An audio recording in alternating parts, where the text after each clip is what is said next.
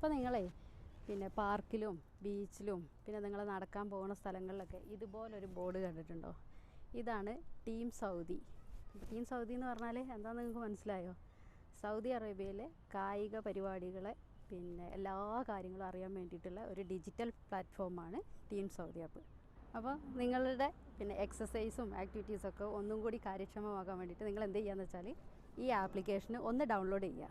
അപ്പോൾ application download ചെയ്താൽ നമുക്ക് ഇവിടുത്തെ കായിക പരിപാടികളൊക്കെ അറിയാനും പറ്റും. ഒരു 75-ലധികം കായിക പരിപാടികൾ ഈ പ്ലാറ്റ്ഫോം വഴിയാണ് നമുക്ക് അറിയാൻ പറ്റുന്നത്.